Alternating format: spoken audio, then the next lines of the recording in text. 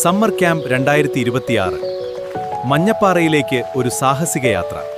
ഇപ്പോൾ തന്നെ രജിസ്റ്റർ ചെയ്യൂ. മഞ്ഞപ്പാറയിലേക്ക് ഒരു സാഹസിക യാത്ര. കുട്ടികൾ ഏറെ ആവേശത്തോടെ യാത്രയ്ക്കായി തയ്യാറെടുത്തു. ഈ പാറയുടെ കുറച്ചു ഭാഗം ഇന്നും അവശേഷിക്കുന്നുണ്ട്. ആ സാഹസിക യാത്രയുടെ നേർക്കാഴ്ചകൾ കാണാം.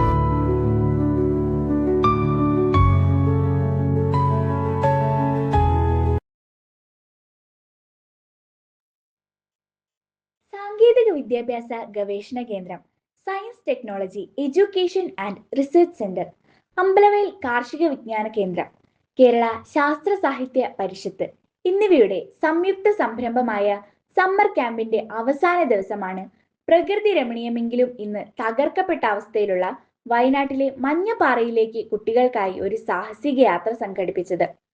ഒരു കാലത്ത് അതീവ മനോഹരമായിരുന്ന മഞ്ഞപ്പാറ ഇന്ന് കരിങ്കൽ ക്വാറികളുടെ അവശിഷ്ടമായി മാറിയിരിക്കുകയാണ്. ഇവിടെയുള്ള ക്വാറികളിൽ നിന്ന് വലിയ തോതിൽ കല്ലുകൾ കടത്തിക്കൊണ്ടു പോവുകയും പിന്നീട് ക്വാറി പ്രവർത്തനം നിരോധിക്കുകയും ചെയ്തപ്പോൾ അവിടെ വലിയ കുളങ്ങൾ രൂപപ്പെട്ടിട്ടുണ്ട്. എങ്കിലും ഈ പാറയുടെ കുറച്ച് ഭാഗം ഇന്നും അവശേഷിക്കുന്നുണ്ട്. ഈ അവശേഷിക്കുന്ന പാറയിലേക്കായിരുന്നു കുട്ടികളുടെ സാഹസിക യാത്ര. കുട്ടികൾ ഏറെ ആവേശത്തോടെയും നിർദ്ദേശങ്ങൾ കൃത്യമായി പാലിച്ചും യാത്രയ്ക്കായി തയ്യാറെടുത്തു. യാത്രയുടെ ആമുഖമായി സ്റ്റെർക്ക് ചുമതലയുള്ള ടോമി സാറും സ്റ്റെർക്ക് ചെയർമാൻ ബാലഗോപാലൻ സാറും കുട്ടികളോട് സംവദിക്കുകയും ആവശ്യമായ നിർദ്ദേശങ്ങൾ നൽകുകയും ചെയ്തു. ശാസ്ത്ര സാഹിത്യ പരിഷത്തിന്റെ പ്രവർത്തകരായ ജോസ് അമ്പലവയൽ, വിനോദ് എന്നിവരും ഈ യാത്രയിൽ ഒപ്പം ചേർന്നു. യാത്രക്കിടയിൽ ജോസ് അമ്പലവയൽ മഞ്ഞപ്പാറയുടെ ഭൂതകാലത്തെക്കുറിച്ചും അതിന്റെ പ്രാധാന്യത്തെക്കുറിച്ചും കുട്ടികൾക്ക് വിശദമായി പറഞ്ഞു തന്നു. മഞ്ഞപ്പാറ യാത്രയുടെ മനോഹരമായ ദൃശ്യങ്ങളും ചിത്രങ്ങളും ഉൾപ്പെടുത്തിക്കൊണ്ട് സ്റ്റെർക്ക് ഒരു പ്രത്യേക വീഡിയോ തയ്യാറാക്കിയിട്ടുണ്ട്. ആ സാഹസിക യാത്രയുടെ നേർക്കാഴ്ചകൾ ഈ വീഡിയോയിലൂടെ നിങ്ങൾക്ക് കാണാം, കേൾക്കാം.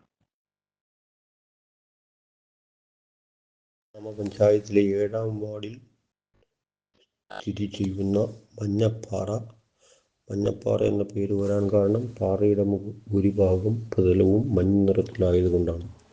ഒരു കാലത്ത് ആയിരക്കണക്കിന് ലോഡ് കല്ലുകളാണ് ഇവിടെ നിന്നും ഖനനം ചെയ്ത് വയനാടിൻ്റെ വിവിധ ഭാഗങ്ങളിലേക്ക് തമിഴ്നാടിൻ്റെ ഗൂഡല്ലൂർ താലൂക്കിലേക്കും കൊണ്ടുപോയിക്കൊണ്ടിരുന്നത്. പാറയുടെ മുകളിൽ നിന്ന് ദൃശ്യം മനോഹരമാണ്. കിഴക്ക് 5000 വർഷം പഴക്കമുള്ള ശിലാലിഖിതങ്ങൾ അടക്കം എഴുതിയിട്ടുള്ള ചരിത്രപ്രസിദ്ധമായ എടക്കൽ ഗുഹ സ്ഥിതി ചെയ്യുന്ന അമ്പൂത്തിമലയും, വടക്ക് പടിഞ്ഞാറായി ബ്രഹ്മഗിരി മലയും, തെക്ക് പടിഞ്ഞാറായി കാരാപ്പുഴ ഡാമിൻ്റെ വൃഷ്ടിപ്രദേശവുമായ നെല്ലാറച്ചാൽ, ചെമ്പ്രമല, മണിമല എന്നിവയും ഏത് വിനോദസഞ്ചാരിയും ആകർഷിക്കും. സൂര്യാസ്തമയ സമയത്ത് ഇവിടെ വന്നാൽ കാരാപ്പുഴയിൽ പടിഞ്ഞാറൻ സൂര്യരശ്മികളേറ്റ് തിളങ്ങുന്ന കാരാപ്പുഴ ഡാമിൻ്റെ പ്രദേശം കടൽ തീരത്ത് നിൽക്കുന്ന പ്രതീതി സൃഷ്ടിക്കും.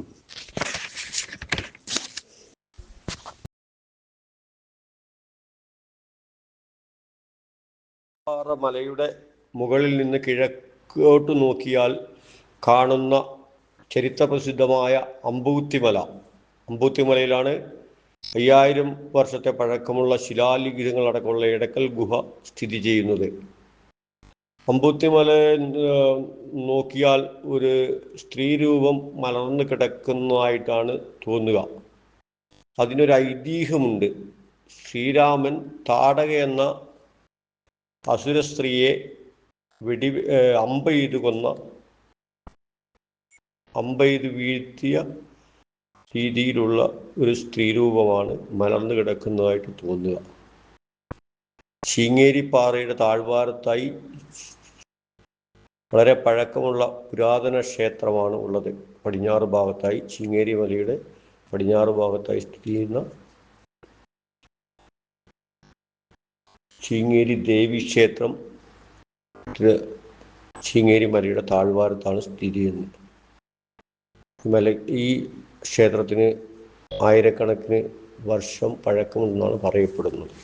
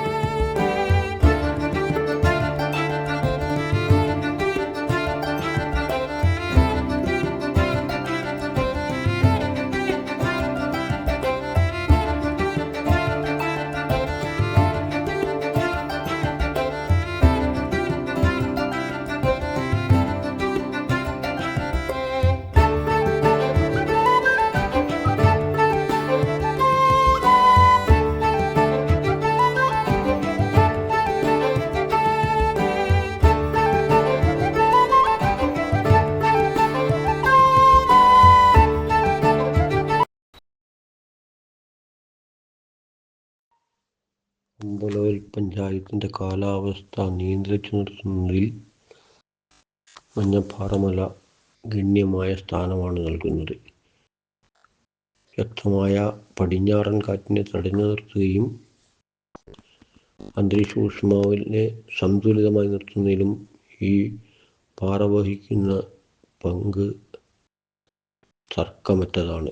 എന്തുകൊണ്ടും വയനാടിൻ്റെ പരിസ്ഥിതിക്ക് ഈ പാറ നിലനിൽക്കേണ്ടത് അത്യാവശ്യമായ ഘടകമായതുകൊണ്ടാണ് ഇവിടെയുള്ള ഖനനം ഗവൺമെൻറ് നിരോധിച്ചത്. അതുതന്നെ ഇവിടുത്തുകാർക്ക് ഒരു ആശ്വാസമായി തീർന്നിരിക്കുകയാണ്.